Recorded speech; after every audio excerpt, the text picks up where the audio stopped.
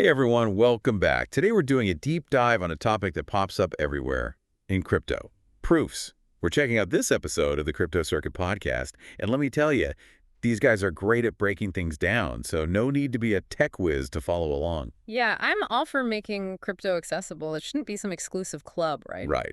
So they kick things off with this analogy about a messy room. When you were a kid, and you had to prove to your parents that you actually cleaned your room. Oh, I remember those days. It wasn't enough to just say it, was it? You had to present the evidence. Exactly. And that, in essence, is what these proofs are doing in the crypto world. You need a way to prove things are legit, especially since there's no central authority like a bank calling the shots. It's all about building trust in a system where, well, trust isn't a given. And one of the big players in this trust-building game is proof of work, or POW for short. POW. The podcast compared it to this massive global Sudoku competition. I love that analogy. It's a good one. Instead of miners digging for gold, picture them as these digital code breakers, all racing to solve super complex math problems. And whoever cracks the code first gets to add the next block to the blockchain and rake in some crypto rewards. You got it. It's like a high-stakes treasure hunt, but instead of digging up buried treasure, they're uncovering these digital solutions. Okay, that makes sense for the miners, but what's in it for the rest of us? How does this whole proof of work thing actually keep things secure? Well, imagine you're a bad actor and you want to say, double spend some Bitcoin or mess with the blockchain. To do that, you'd have to outsmart every other computer in the network, constantly solving these insane puzzles faster than anyone else. So you're talking about needing some next-level computing power, right? Exactly. We're talking about a massive amount of energy and resources, so much so that it becomes ridiculously expensive and impractical to even try to cheat the system. So it's like trying to rob Fort Knox with a spoon. Pretty much. The sheer difficulty of pulling off a hack makes it not even worth attempting. So that's the beauty of Bitcoin's security model. It's all about making it way more costly to be bad than to play by the rules. You got it. And that, my friend, is proof of work in a nutshell. But hold on tight, because there's another proof in town, and it's shaking things up. It's called proof of stake, or POS. And yeah, it's like the eco-friendly cousin of proof of work. Instead of all those energy-guzzling computers racing to solve puzzles, we have validators who are chosen based on how much cryptocurrency they're willing to stake or lock up as collateral. Okay, so it's less about flexing your computer muscles and more about putting your money where your mouth is. You got it. Think of it like this. Instead of needing a super fast car to win a race, you need a hefty security deposit to even enter the game. And I'm guessing that deposit comes with some serious strings attached. You bet. If you try to game the system or validate shady transactions, you risk losing a chunk or even all of your stake. Talk about high stakes, right? Whoa, that's a powerful incentive to stay honest. So instead of relying on massive energy consumption to deter bad actors, proof of stake uses financial risk as its security mechanism. Exactly. And because you're not relying on tons of electricity-hungry computers, it's significantly more energy efficient than proof of work. Which is a huge win for the environment. The podcast even called it a greener approach to blockchain technology. And this eco-friendliness was a big reason why Ethereum, the second largest cryptocurrency, decided to make the switch from POW a while back, right? Exactly. They called it the Merge Ethereum 2.0. It was a massive undertaking, but it drastically reduced their energy consumption practically overnight. So instead of having these massive server farms gobbling up energy, they shifted to a system that's more like, well, I'm not even sure what the analogy would be, like comparing apples and oranges. It really is a completely different approach. With proof of stake, instead of miners racing to solve puzzles, you have validators taking turns proposing and verifying blocks based on the size of their stake. Okay, so let's say I want to be one of those validators in Ethereum's proof of stake system. What's the buy-in? Like how much ETH do I need to stake to get a seat at the table? Well, to become a validator on the Ethereum network, you need to stake a minimum of 32 ETH. Whoa, 32 ETH. That's not exactly pocket change, is it? Not at all. It's a significant investment, which is intentional. The high entry barrier ensures that validators have skin in the game and are incentivized to act in the best interests of the network. Makes sense. Okay, so we've covered proof of work and proof of stake, but the Crypto Circuit podcast didn't stop there today. They threw a few more proofs into the mix, and I have to admit, some of these sound a little god out there. Well, the world of crypto is full of surprises.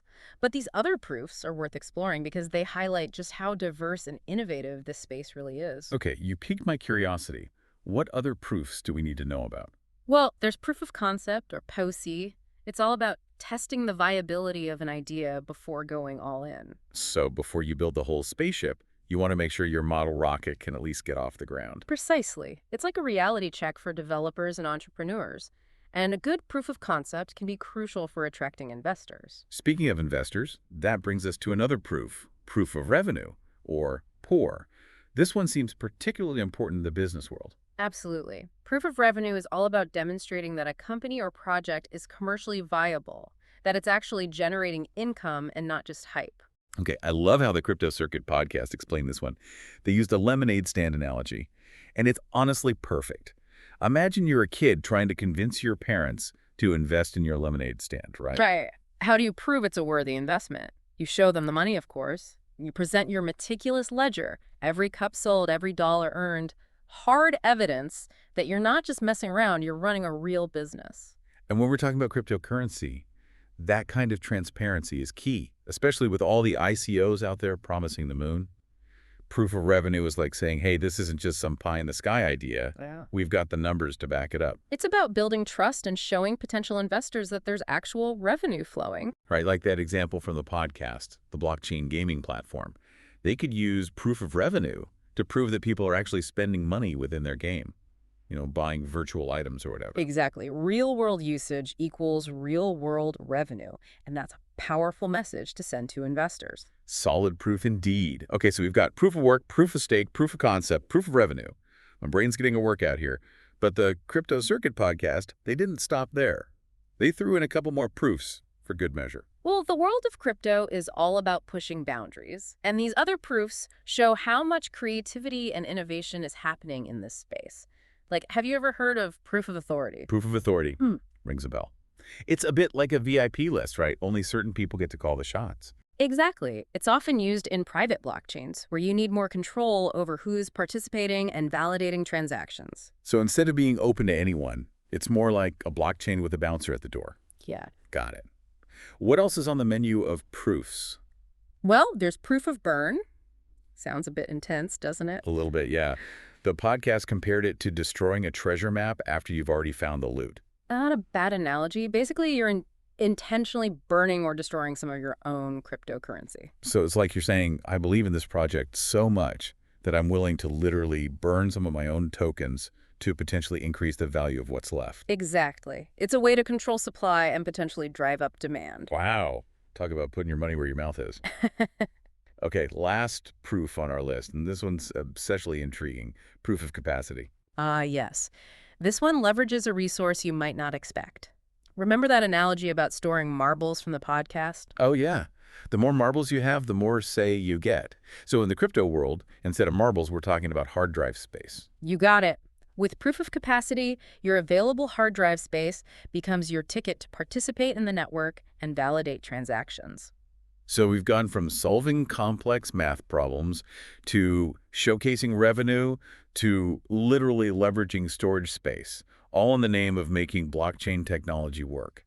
It's amazing how diverse these proofs are. And that's the beauty of the crypto world. It's constantly evolving and finding new ways to build trust, security, and innovation. Absolutely. It's like we've just scratched the surface of what's possible with blockchain technology. Yeah, exactly. So to everyone listening, don't stop here. Keep asking those questions, keep exploring these concepts, and who knows, maybe you'll be the one to pioneer the next groundbreaking proof that takes the crypto world by storm. Couldn't have said it better myself.